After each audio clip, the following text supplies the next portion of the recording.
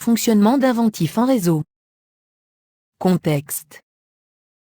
Nous sommes dans un réseau local, avec notamment une machine serveur et 2 machines clientes. Le logiciel Inventif est installé sur les 2 machines clientes. Les bases de données d'inventaire sont centralisées sur la machine serveur. Serveur et base MSJet. Les bases de données MSJet sont des fichiers .mdb. Elles doivent résider sur des machines Windows et être placées dans un partage réseau, avec les autorisations d'accès adéquates, au niveau système de fichiers. Serveur et base MySQL.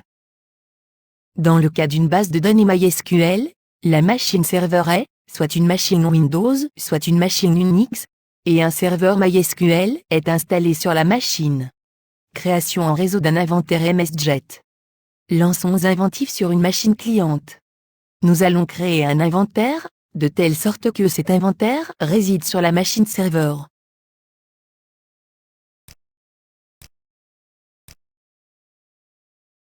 C'est tout simple. Il faut accéder à la machine serveur, se placer dans un partage réseau, et enfin, donner un nom à l'inventaire. Création en réseau d'un inventaire MySQL. Nous allons lancer Inventif sur une machine cliente.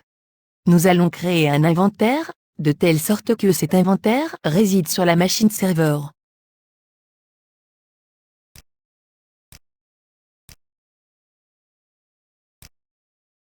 Renseignons le nom du serveur sur lequel tourne le serveur MySQL, qui doit héberger les bases de données d'inventaire.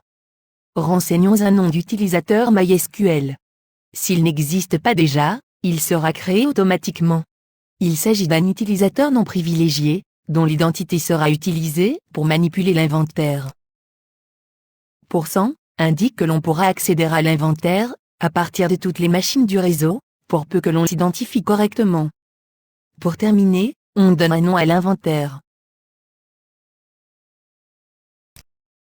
Maintenant, il faut s'identifier en tant qu'administrateur du serveur MySQL.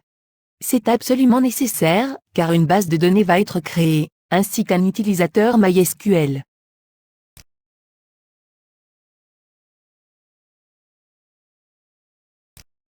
Connexion à des bases d'inventaire.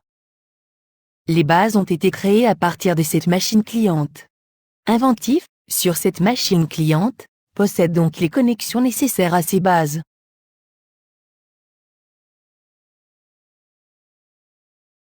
Quant à l'autre machine cliente, elle n'a, pour le moment, aucune connexion disponible sur ces bases d'inventaire. Nous allons ajouter ces connexions. Connexion à un inventaire MSJet.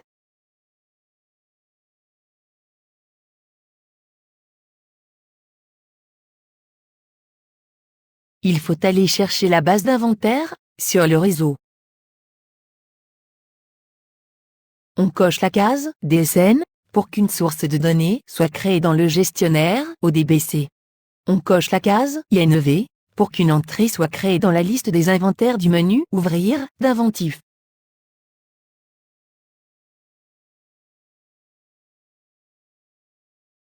Voici la connexion nouvellement créée.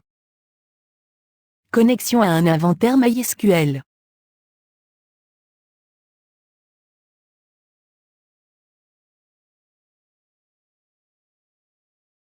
On renseigne le nom de l'inventaire auquel on souhaite se connecter.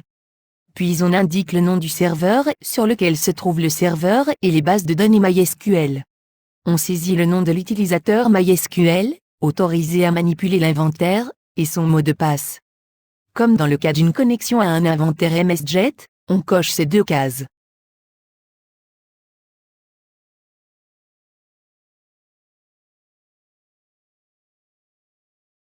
Voici la connexion nouvellement créée.